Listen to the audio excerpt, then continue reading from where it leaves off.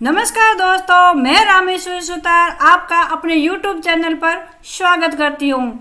Video शुरू करने से पहले सबसे पहले सब्सक्राइब कीजिए, भूलिए मत। चलिए पहले सब्सक्राइब कीजिए, आगे शुरू करते हैं। आपको हमने तंत्र पढ़ाए, तंत्रों की श्रेणी में हमने आपको श्वसन तंत्र बताया, पाचन तंत्र बताया।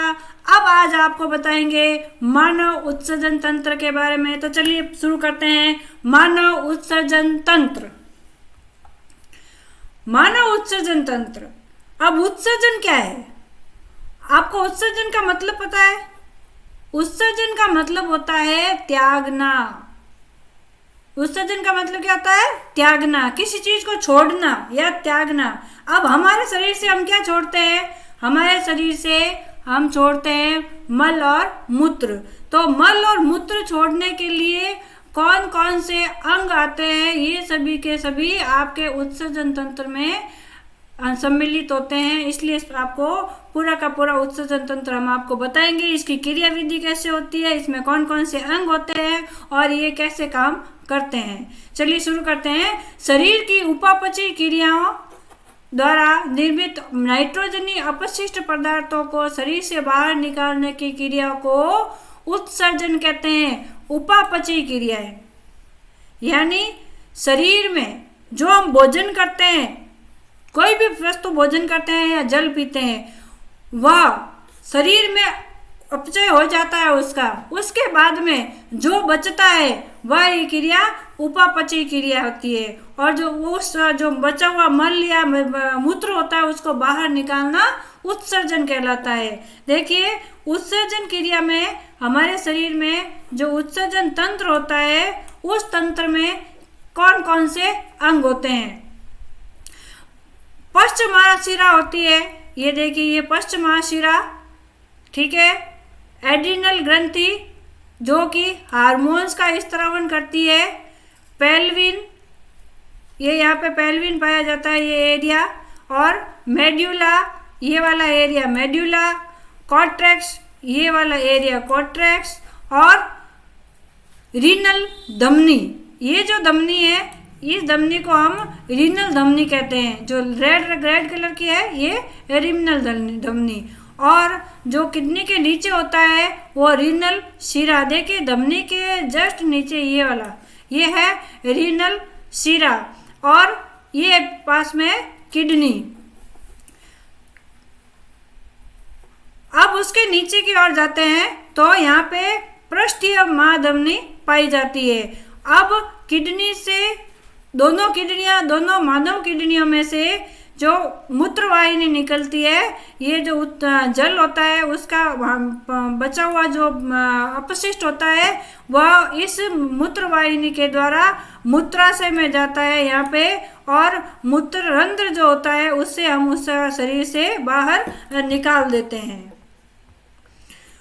कोशिकाओं में प्रोटीन व एमिनो अम्ल के अपघटन से अमोनिया, जिसको कि हम NH3 बोलते हैं, उत्पन्न होती है, जो शरीर के लिए अत्यंत विषैली और हानिकारक होती है। इसलिए इसको शरीर से बाहर निकालना आवश्यक होता है। अमोनिया जो होती है हमारे शरीर के लिए बहुत ही ज़्यादा घातक है, जो कि कोशिकाओं में प्रोटीन व एमिनो अम्लों के अपघटन से बनती है। क्या बनती है? अमोनिया। ये आपके जीके का क्वेश्चन हो सकता है कि कोशिकाओं में प्रोटीन और एमिनो अम्लों के अपघटन से क्या उत्पन्न होता है? अमोनिया, जो कि हमारे शरीर के लिए अत्यंत घातक होती है, हानिकारक होती है। इसलिए इसको हम शरीर से बाहर निकालते हैं। अमोनिया, जिसको कि NH3 बोलते हैं, को शरीर से बाहर निकालने की विधि के आधार पर प्राणियों में 3 समूह होते हैं। कितने समूह होते हैं? 3। पहला अमोनोटिक समूह, दूसरा यूरोटिक समूह, तीसरा यूरोकोटेलिक समूह। चलिए पहला बताते हैं आपको अमोनोटेलिक समूह। वे जंतु जो नाइट्रोजनी अपशिष्टों का अमोनिया के रूप में उत्सर्जन करते हैं अमोनोटिक प्राणी कहलाते हैं। देखिए, अमोनिया नाइट्रोजनी अपशिष्टों को अमोनिया के रूप में उत्सर्जन करते हैं। कौन से होते हैं? अमोनोटिक। नाइट्रोजन अपशिष्टों को अमोनिया के रूप में, ठीक है ना, ये याद रखना। नाइट्रोजनी अपशिष्टों को अमोनिया के रूप में उत्सर्जित करते हैं वे अमोनोटिक प्राणी कहलाते हैं। अमोनिया उत्सर्जन के लिए जल की आवश्यकता अधिक होती है, इसलिए जलीय जीव ही ऐसा कर पाते हैं। जलीय जीव क्या है? अमोनोटेलिक। जलीय जीव क्या है? अमोनोटेलिक। ये भी जीके का क्वेश्चन बन सकता है कि जलीय जीव किसका उत्सर्जन करते हैं? जलीय जीव अमोनिया का उत्सर्जन करते हैं, इसलिए जलीय जीवों को क्या कहते हैं? अमोनोटेलिक। इसलिए जलीय जीव ऐसा कर पाते हैं, जैसे प्रोटोजोआ, पोरीफेरा, कुछ एनिलिडा, जलीय आर्थ्रोपोडा, मोलस्का, अलवणीय जलीय मछलियाँ आदि। ये सभी जल में पाए जाते हैं। प्रोटोजोआ, पोरीफेरा, कुछ एनिलिडा, आर्थ्रोपोडा, मोलस्का, ये सभी जल में पाए जाते हैं, जलीय जीव हैं। अब है यूरियोटेलिक।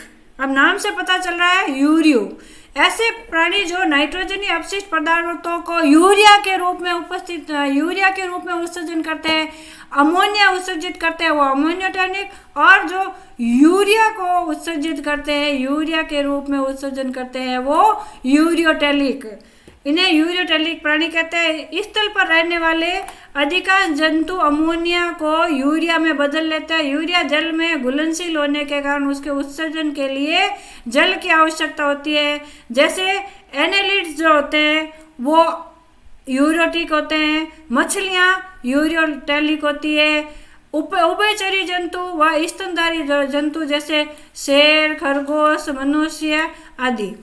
अब है यूरिकोटेलिक। मनुष्य, अब आपके प्रश्न आ जाए, मनुष्य का उत्सर्जन तंत्र के आधार पर मनुष्य क्या है? मनुष्य यूरियोटेलिक है। मनुष्य यूरियोटेलिक क्यों है? क्योंकि वह नाइट्रोजनी अपशिष्ट पदार्थों को यूरिया के रूप में उत्सर्जित करता है। अब यूरिकोटेलिक, ठीक है ना। ऐसे प्राणी जो नाइट्रोजनी अपशिष्ट पदार्थों का यूरिक अम्ल के रूप में उत्सर्जन करते हैं। किसके रूप में? यूरिक अम्ल के रूप में, ठीक है ना, यूरिक अम्ल के रूप में। यूरोटेलिक क्या करता है? यूरिया के रूप में, अमोनियोटेलिक अमोनिया के रूप में, और यूरोटेलिक यूरिक अम्ल के रूप में, ठीक है ना। उन्हें यूरोटेलिक कहते हैं। जैसे कीट, सरीसृप व मरुस्थलीय आवास में रहने वाले स्तनधारी। यूरिक अम्ल के उत्सर्जन में जल की आवश्यकता होती है, क्योंकि यह कम विषैला और जल में अघुलनशील होता है। अब शुरू करते हैं मानव का उत्सर्जन तंत्र। मानव के उत्सर्जन तंत्र में निम्न अंग होते हैं। एक तो वृक्क, जिसको हम कहते हैं किडनी, दूसरा मूत्रवाहिनी, तीसरा मूत्राशय, और चौथा है मूत्र मार्ग। पहला वृक्क, या जिसको हम बोलते हैं किडनी। मानव में एक जोड़ी वृक्क पाए जाते हैं। एक जोड़ी यानी 2 वृक्क पाए जाते हैं। हमारे शरीर, मानव शरीर में या हमारे शरीर में कितनी किडनियां होती है?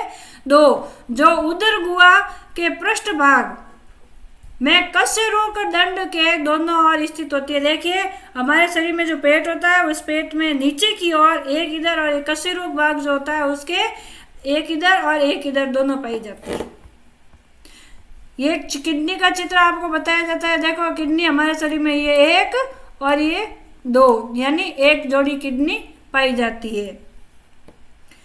दोनों वृक्क राइट किडनी और लेफ्ट किडनी से कुछ आगे स्थित होते हैं। दोनों वृक्क एक महीन पेरिटोनियम झिल्ली द्वारा उदर गुहा की पृष्ठभित्ति से जुड़े रहते हैं। वृक्क का निर्माण भ्रूणीय मिश्रोडर्म से होता है। मानव के वृक्क मेटानेफ्रिक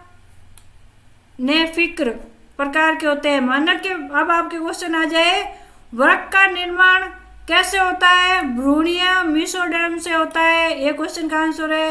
वापस बताते हैं, वृक्क का निर्माण कैसे होता है? वृक्क का निर्माण भ्रूणीय मिश्रोडर्म से होता है। मानव के वृक्क का प्रकार कौन सा है? मानव के वृक्क का प्रकार है मेटानेफ्रिक। मानव के वृक्क गहरे लाल रंग के सेम के बीज जैसी आकृति के होते हैं। इसका बाहरी तल उत्तल तथा भीतरी तल अवतल होता है, यानी यूं एक तो उत्तल और बाहर से तो यूं ऊंचा और अंदर से नीचा, उत्तल और अवतल होते हैं। अवतल तर की और गड्ढे जैसी एक रचना होती है जिसे वृक्क नाभि या जाइलम कहते हैं। वृक्क धमनी रेनल वेन, लसिका वाहिनी तथा मूत्रवाहिनी वृक्क से इसी के द्वारा भाग के द्वारा जुड़ी रहती है।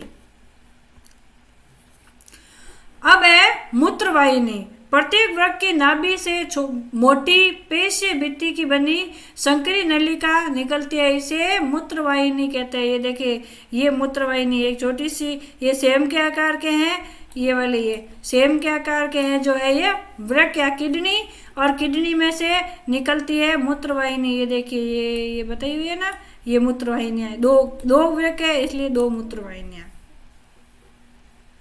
मूत्रवाहिनी का वृक्क में स्थित प्रारंभिक भाग चौड़ा व कीपनुमा होता है। ये देखिए, ये जो हिस्सा है ना, ये चौड़ा और कीपनुमा हिस्सा है, दिख रहा है आपको। ये दोनों किडनियों में देखिए, ये जब निकलता है किडनी से तो चौड़ा और कीपनुमा है, दिख रहा है आपको, जिसे वृक्क श्रेणी कहते हैं। अब उसके बाद आता है मूत्राशय, यूरिनरी ब्लैडर। यह थैले के समान एक पेशीय संरचना है जिसे मूत्र या स्थायी रूप से संग्रह किया जाता है, जिसमें मूत्र स्थायी रूप से संग्रह किया जाता है। अब जो मूत्र हमारे शरीर में अनावश्यक पदार्थ है, मूत्र के रूप में द्रव्य निकलता है, वह अस्थायी रूप से कहाँ जमा होता है? मूत्राशय में। मूत्राशय में इकट्ठा हो जाता है। इसकी भित्ति में 3 स्तर होते हैं, बाह्य स्तर, मध्य स्तर और आंतरिक स्तर। बाह्य स्तर या पेरिटोनियम से बना सिरोसा स्तर होता है। मध्य स्तर या अरेखित पेशियां स्मूथ मसल्स का बना होता है। आंतरिक स्तर या श्लेष्मिक स्तर होता है। श्लेष्मिक यानी नाक में से चिपचिपा पदार्थ निकलता है ना, वैसा। मूत्राशय में 700 से 800 मिलीलीटर मूत्र का संग्रह किया जा सकता है। ये भी जीके का क्वेश्चन बन सकता है कि मूत्राशय में कितना मूत्र संग्रहित किया जा सकता है? 700 से 800 मिलीलीटर। अब है मूत्र मार्ग।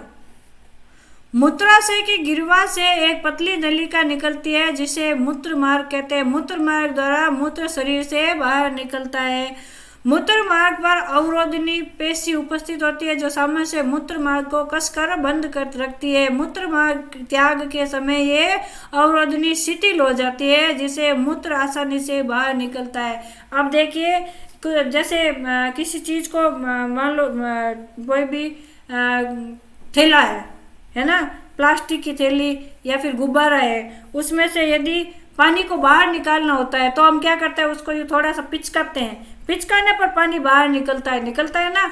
वैसे ही मूत्र मार्ग में जो मूत्राशय होता है वो जब बाथरूम बाहर निकल जाता है, पेशाब बाहर निकलती है तो वो यूँ पिचकता है। पिचकने से क्या पूरा का पूरा बाथरूम बाहर निकल जाता है या मूत्र बाहर निकल जाता है। अब देखिए वृक्क की संरचना, किडनी की संरचना कैसी? Internal structure of kidney. प्रत्येक वृक्क चारों तरफ से एक दृढ़ तंतु में संयोजी ऊतक रहता है जिसे वृक्क संपुट रेनल कैप्सूल्स कहते हैं। वृक्क 2 प्रकार के होते हैं, एक तो वल्कुट कॉर्टेक्स और दूसरा होता है मध्यांश मेडुला। ठीक है, वृक्क कितने प्रकार के होते हैं? वृक्क 2 प्रकार के होते हैं, कॉर्टेक्स और मेडुला। हिंदी में याद करने चाहो तो वल्कुट और मध्यांश। सबसे पहले लेंगे हम वल्कुट यानी कॉर्टेक्स। गहरे लाल रंग का वृक्क का बाहरी भाग है। इस भाग में मेलपिगिन बॉडीज, समीपस्थ कुंडली नलिका जिसको बोलते हैं पीसीटी व दूरस्थ कुंडली जिसको बोलते हैं डीसीटी नलिकाएं पाए जाते हैं। मेलपिगी काय की अधिकता के कारण ये भाग कणिकामयी दिखाई देता है। वल्कुटीय भाग के कुछ संकरे उभार मध्यांश के बाहरी भाग में धसे रहते हैं जिन्हें वर्तिनी या वर्तिनी के स्तंभ कहते हैं। ये भी एक क्वेश्चन है जीके का, आप याद कीजिएगा। यह आपके वस्तुनिष्ठ प्रश्नों में आ सकता है, 10th में हो, 12th में हो या फिर आप कंपटीशन का एग्जाम दे रहे हो तो ये नाम आप याद कर लीजिएगा कि वलकुटीय भाग के संकरे भाग मध्यांश के बाहरी भाग में धसे रहते हैं। इन्हें क्या कहते हैं? इन्हें कहते हैं वर्तिनी या बर्तिनी स्तंभ। ठीक है ना, वर्तिनी या बर्तिनी के स्तंभ कहते हैं इन्हें, रेनल कॉलम्स ऑफ वर्तिनी। ये एक वृक्क का चित्र आपको बताया गया है। वृक्क में क्या क्या संरचनाएं पाई जाती है? देखिए, वृक्क में एक तो वृक्कीय धमनी होती है, ये मूत्र को लाने और ले जाने के लिए काम में आती है, वृक्कीय धमनी और वृक्कीय शिरा। फिर इस वृक्क के अंदर होता है वलकुट। फिर बीच का जो भाग है ये है मध्यांश, और ये जो घास के जैसे आपको दिखाई दे रही है ऐसी संरचना होती है संगड़ नलिकाएं। ठीक है, और उसके बाद में ये जो आपके रेड नलिकाएं दिखाई दे रही है ये है बेलिनाई की वाहिनी। ठीक है, और ये जो हिस्सा है ये हिस्सा होता है कैलिवस, और यहाँ पे जो मूत्रवाहिनी जहाँ पे यहाँ पे जुड़ी रहती है, ये मूत्रवाहिनी वृक्क से जुड़ी जो रहती है ये हिस्सा है, ये कहलाता है पेल्विन्स। और मूत्र जो है मूत्र वाहिनी के द्वारा बाहर निकलता है, ये मूत्रवाहिनी। समझ में आया आपको? अगर नहीं समझ में आया तो कमेंट कीजिएगा। अब है मध्यांश, मेडुला। यह वृक्क का भीतरी भाग है। इस भाग में वृक्क नलिकाओं के हैंडले का लूप तथा संग्रह नलिकाएं पाई जाती है। मध्यांश के बाहरी भाग में धसे वर्तनी के स्तंभ के कारण मध्यांश में शंक्वाकार उभार दिखाई देते हैं, जिसे पिरामिड्स कहते हैं। पिरामिड्स एक प्यालीनुमा गुहा में स्थित होती है जिसे कैलिक्स कहते हैं। यह अभी आपको बताया था हमने। कैलिक्स संयुक्त होकर पेल्विन में घुलता है जो कीपाकार होता है, कीप के आकार का। पेल्विस मूत्रवाहिनी में खुलता है। अब है वृक्क नलिकाएं या नेफ्रॉन। ठीक है ना, वृक्क नलिकाएं या नेफ्रॉन। वृक्क नलिकाएं वृक्क की संरचनात्मक तथा क्रियात्मक इकाई है। फंक्शनल और स्ट्रक्चरल यूनिट होती है। मनुष्य वृक्क में लगभग 10 से 12 लाख महीन लंबी व कुंडलित नलिकाएं पाई जाती है। कितनी?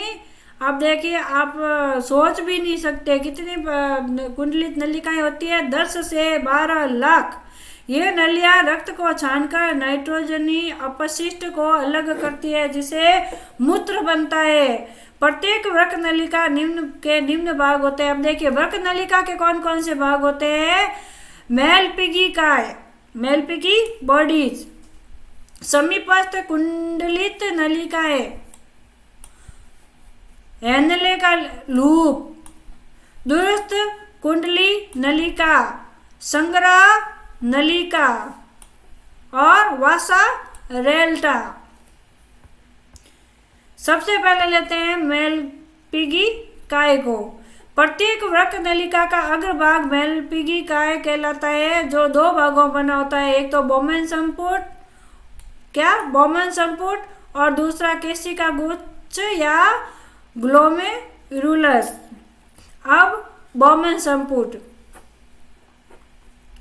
यह एक नेफ्रॉन की प्यालेनुमा संरचना है जिसमें ग्लोमेरुलस धसा रहता है। बोमेन संपुट की भित्ति महीन द्विस्तरीय स्तर तथा सल की उपकला की बनी होती है।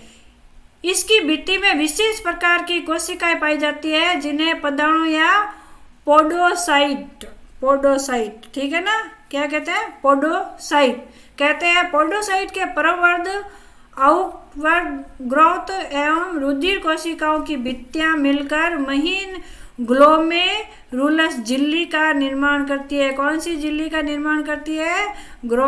ग्लोमेरुलस झिल्ली। इस कला में अनेक सूक्ष्म छिद्र पाए जाते हैं, जिसके कारण यह कला अधिक पारगम्य होती है। ये चित्र इसका दिखाया गया है, देखिए। ये बाउमेंस कैप्सूल से, आपके बाउमेंस कैप्सूल में ये नेफ्रॉन,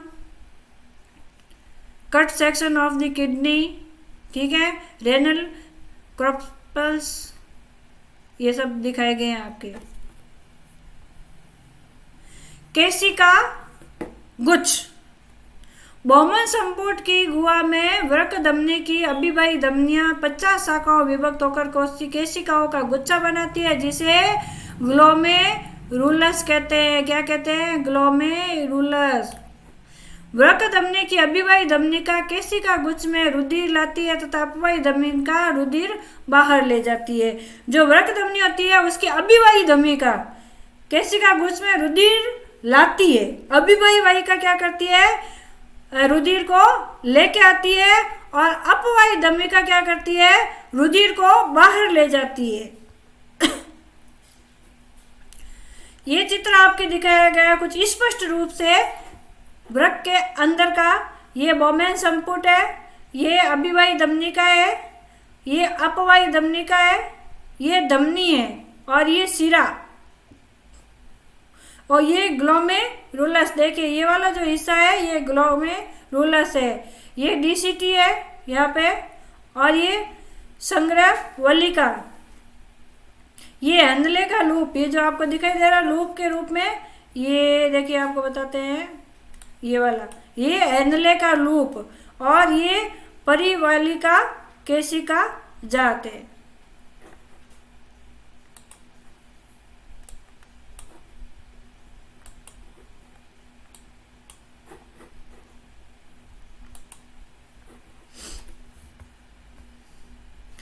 अब है समीपस्थ नलिका। ग्लोमेरुलस की ग्रीवा के पीछे लंबी मोटी व कुंडलित नलिका निकलती है। यह घनाकार उपकला से ढकी रहती है तथा इसके आंतरिक किनारों पर अनेक सूक्ष्माकार ब्रूस बॉर्डर बनाते हैं। इस भाग में केशिका गुच्छ निष्पंद का 2/3 भाग पुनः अवशोषित कर लिया जाता है। अब है हैंडले का लूप। यह वृक्क नलिका यू आकृति नलिका है। यह भुजाओं में विभेदित रहती है। कौन कौन सी भुजा में? अवरोधी भुजा और आरोही भुजा, डिसेंडिंग लिम्ब और असेंडिंग लिम्ब। अवरोधी भुजा सल्की द्वारा आस्तरित रहती है, ध्यान रखिएगा, और आरोही भुजा घनाकार उपकला द्वारा आस्तरित रहती है। ये तो सल्की भुजा द्वारा, सल्की उपकला द्वारा रहती है अवरोही भुजा, और आरोही भुजा जो है किसके द्वारा आस्तरित रहती है? घनाकार।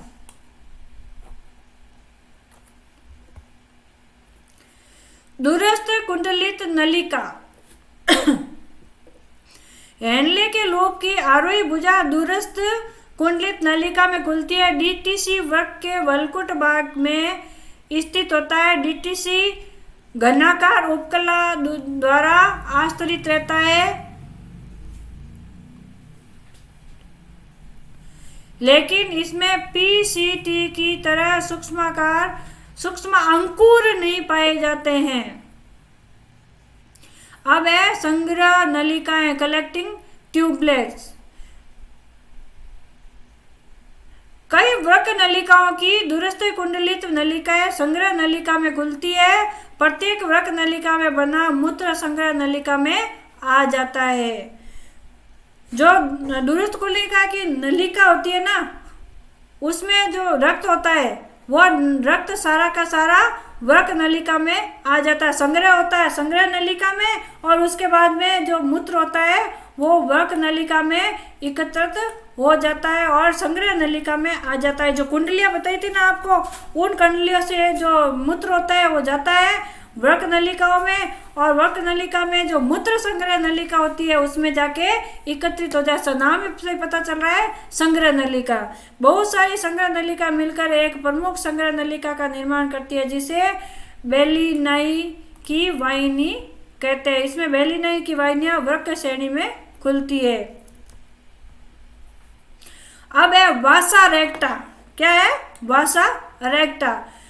ग्लोमेरुलस से निकलने वाली अपवाही धमनियां वृक्क नलिका के चारों ओर केशिकाओं का जाल बनाती है, जिसे परिनालिका जाल कहते हैं। परिनालिका जाल की सूक्ष्म कोशिकाएं हैंडले के लूप के चारों ओर यू संरचना बनाती है, जिसे वासा रेक्टा कहते हैं। अभी आपको चित्र में बताया था, ये देखिए वापस बताते हैं आपको। यह इसमें सब बताया गया है। अब अभिवाही धमनिका, अपवाही धमनिका, धमनी, पीसीटी है ना, ग्लोमेरुलस, डीसीटी, संग्रह नलिका, ये वाली जो भी आपको बताई थी, संग्रह नलिका, हैंडले का लूप, परिचालिका केशिका जाल, ठीक है। ये बोमेन संपुट, ये आप देख लीजिए, वापस देखिए। आपके लिए आगे थोड़ी देर चित्र रखते हैं जिससे कि आपको समझ में आ जाए, या आपको ड्रॉ करना है तो भी आप ड्रॉ कर सकते हैं। देखिए 2 मिनट,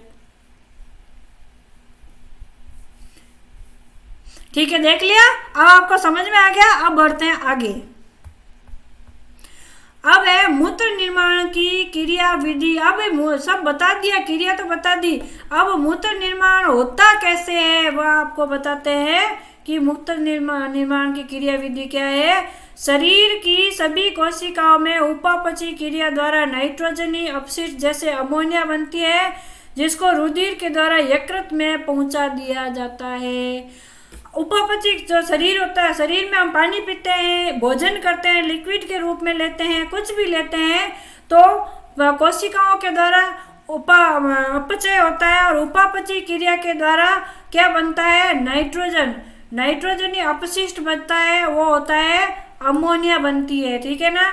और वह कहाँ पे इकट्ठा होता है, यकृत में पहुंच जाता है। यकृत में यूरिया चक्र, जिसको यूरिया साइकिल के कहते हैं, के माध्यम से अमोनिया को यूरिया में बदल दिया जाता है। पहले उपापचय क्रिया होती है, देखिए ध्यान रखिए, पहले होती है उपापचय क्रिया। उपापचय क्रिया होने के बाद नाइट्रोजनी अपशिष्ट बनता है अमोनिया, ठीक है। और अमोनिया कहाँ एकत्रित होता है, यकृत में। फिर यकृत में क्या होता है, यूरिया चक्र होता है। यकृत में क्या होता है, यूरिया चक्र होता है। और यूरिया चक्र के माध्यम से अमोनिया को किस में बदल दिया जाता है, यूरिया में बदल दिया जाता है। वापस बताते हैं, कोशिकाएं उपापचय क्रिया करती है, उपापचय क्रिया से अमोनिया बनता है, अमोनिया यकृत में इकट्ठा हो जाता है, यहाँ पे यूरिया चक्र बनता है, और अमोनिया किस में बदल जाती है, यूरिया में बदल जाती है। फिर इसको रुधिर के माध्यम से यकृत शिरा द्वारा पश्च महाशिरा में डाल दिया जाता है। फिर क्या होता है, रुधिर के माध्यम से, देखिए रुधिर जो शरीर में बहता रहता है, रुधिर शरीर में बहता रहता है, और रुधिर के माध्यम से महाशिरा में डाल दिया जाता है। पश्च महाशिरा से यूरिया को वृक्क में पहुंचा दिया जाता है। अब ये पश्च महाशिरा में जाता है, पश्च महाशिरा से कहाँ जाता है, किडनी में, यूरिया किडनी में जाता है। वापस बताते हैं, कोशिकाएं उपापचय क्रिया करती है, उपापचय क्रिया से नाइट्रोजन बनता है, नाइट्रोजन यकृत में पहुंचा दिया जाता है, यकृत में यूरिया चक्र होता है, यूरिया चक्र से यूरिया में अमोनिया यूरिया में बदल जाता है। फिर ये महाशिरा के माध्यम से कहा जाता है, वृक्क में चला जाता है। वृक्क में इसको रुधिर से पृथक किया जाता है, जिसे मूत्र निर्माण कहते हैं। यह प्रक्रिया निम्न चरणों में पूरी होती है।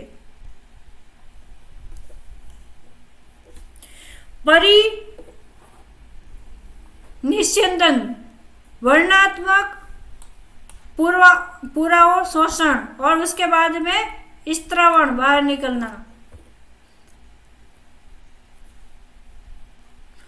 अल्ट्रा फिल्ट्रेशन, ठीक है ना। परानिस्यंदन यानी अल्ट्रा फिल्ट्रेशन बोमन सूक्ष्म छलनी की भांति कार्य करता है।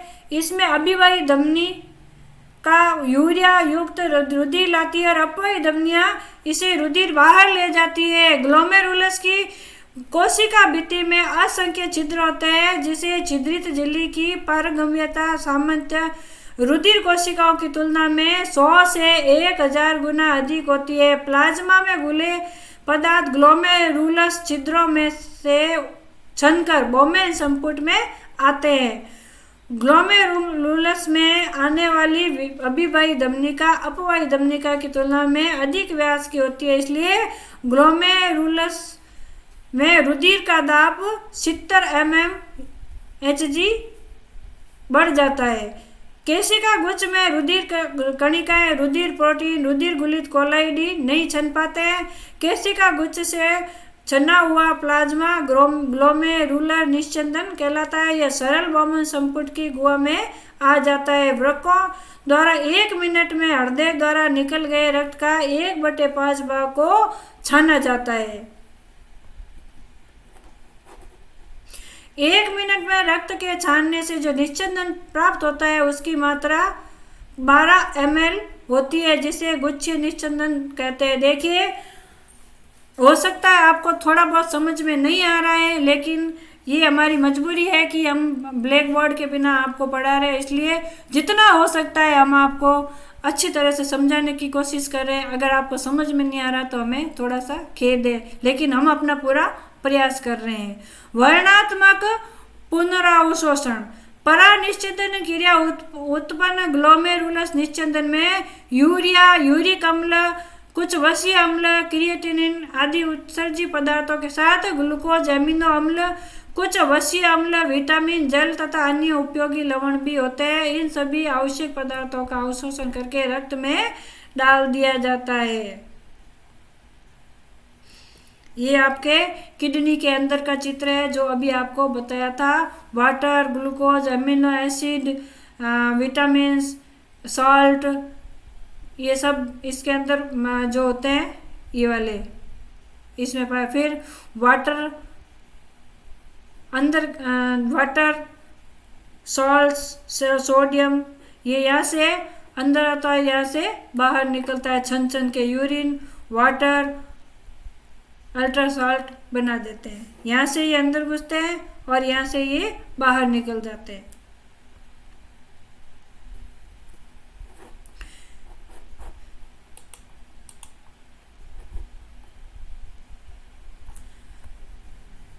निश्चंदन में रुधिर के जल का लगभग 95% भाग छनकर आ जाता है, किंतु इसका लगभग 0.8% भाग ही मूत्र में परिवर्तित होकर बाहर निकलता है। वृक्क नलिकाओं से लाभदायक पदार्थों का पुनर्रुधिर में पहुंचना वर्णात्मक पुनरावशोषण कहलाता है। यानी हम कह सकते हैं कि 180 लीटर छने हुए द्रव में से पुनरावशोषण के कारण केवल 1.5 लीटर मूत्र बन पाता है। अब है स्त्रवण, यानी रुधिर से कुछ हानिकारक उत्सर्जी पदार्थ जैसे रंगाव पदार्थ, कुछ औषधियाँ, यूरिक अम्ल आदि परानिश्चंदन के समय ग्लोमेरुलस निश्चंदन में नहीं छन पाते हैं। हेनले के लूप तथा पीसीटी, डीसीटी की उपकला कोशिकाएं इन हानिकारक अपशिष्ट पदार्थ को सक्रिय अभिगमन द्वारा वृक्क नलिकाओं में डालती है। इस प्रक्रिया को नली के स्त्रावण कहते हैं। अब है मूत्र का निष्कासन या मूत्रण। वृक्क नलिका में बना मूत्र संग्रह नलिका में आ जाता है। संग्रह नलिका मूत्र को बेलिनाइन की वाहिनी में डाल देती है, जो मूत्र को वृक्क श्रेणी में पहुंचा देती है। पेल्विस से मूत्र मूत्रवाहिनी द्वारा मूत्राशय में आकर इकट्ठा होता रहता है। मूत्राशय के भरने पर इसकी अरेखित चिकनी पेशियों में दबाव पड़ता है, जिससे तंत्रिका आवेग उत्पन्न होकर सीएनएस तक पहुंचते हैं। सीएनएस द्वारा दिए गए संदेश से मूत्राशय अवरोधनी शिथिल होती है और मूत्र मार्ग से बाहर निकलता है। इसे मूत्रण प्रतिवर्ष कहते हैं। ये तो था हमारा उत्सर्जन तंत्र का लेसन। आशा करते हैं कि आपको यह लेसन समझ में आया होगा। ठीक है, तो आप सब्सक्राइब कीजिएगा और पसंद आए तो कमेंट भी कीजिएगा, नहीं पसंद आए तो भी कमेंट कीजिएगा, लाइक कीजिएगा। धन्यवाद, नमस्कार।